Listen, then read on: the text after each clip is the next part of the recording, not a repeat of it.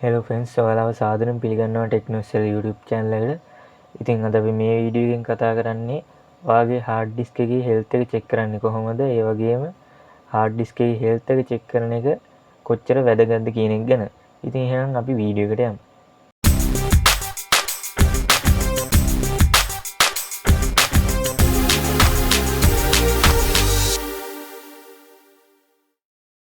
හරි ෆ්‍රෙන්ඩ්ස්, ඉතින් අපි මුලින්ම කතා කරලා ඉමු hard disk එකේ health එක check කරන එක කොච්චර වැදගත්ද කියන එක ගැන. hard disk එක කියන්නේ ඔයාගේ PC එකේ තියෙන ගොඩක් වටිනාම උපාංගයක්. ඉතින් මොකද කියනවා නම් ඔයාගේ වටිනා තොරතුරු හැම එකක්ම ගබඩා කරලා තියෙන මේ hard disk එකේ. ඉතින් ඒකේ health එක මොන වගේද කියලා check කරන එක ඔයාගේ data පරිස්සම් කරගන්න ගොඩක් වැදගත් වෙනවා. ඉතින් ගොඩක් දෙනෙක් මේ hardware health check කරනවා කියන එක කරන්නේ නැහැ. ඉතින් කාලයත් එක්ක ඔයාගේ hard disk එකේ health එක අඩු වෙන්න පුළුවන්. ඉතින් මෙහෙම අඩු වෙලා ඔයා දන්නේම නැතුව හදිස්සියේ එකපාරටම hard disk එක වැඩ කරන්නේ නැතුව ගියොත් ඔයාගේ data ටික ඔක්කොම නැති වෙනවා. ඉතින් ඒකින්ද health එක නිතර check කරන එක ගොඩක් වැදගත්.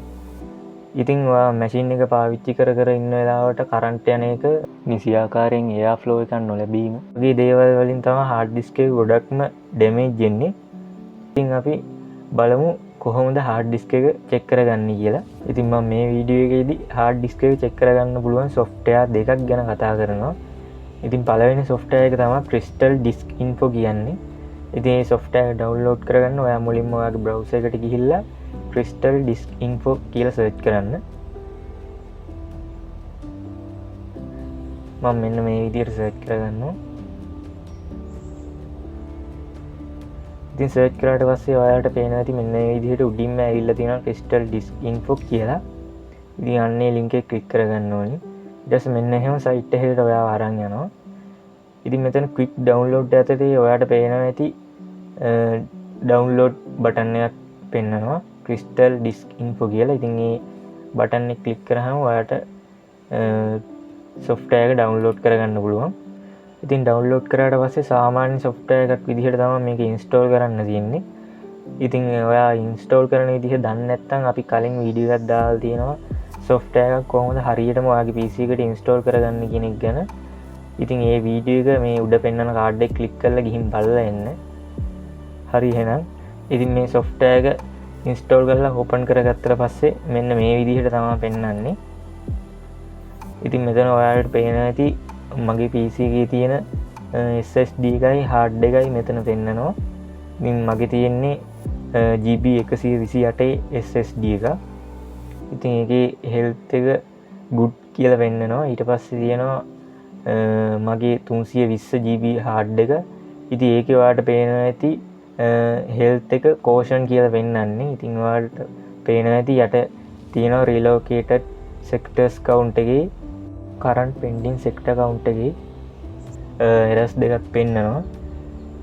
ඉතින් මෙන්න මේ විදිහට ඔයාලට හොයාගන්න පුළුවන් ඔයාගේ hard disk එකේ මොනවාද තියෙන ප්‍රශ්න තියෙනවද කියලා.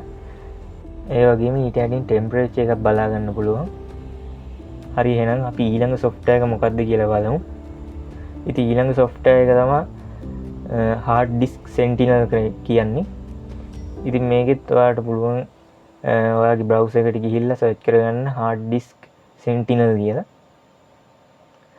ඉතින් search කරාට පස්සේ මෙන්න මේ විදිහට පෙන්නනවා. ඉතින් මෙතන උඩින්ම පෙන්නන link එක click කරාට පස්සේ ඔයාලට පුළුවන් hard disk sentinel download කරන site එකට යන්න. ඉතින් site එකට ගියාට පස්සේ මෙන්න මේ විදිහට තමයි පෙන්නන්නේ.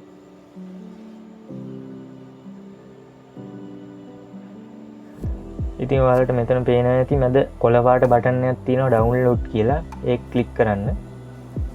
ඒක click කරාට පස්සේ ඔයාලට පේනවා ඇති මෙතන hard disk sentinel software එකේ version ගණනාවක් පෙන්නනවා.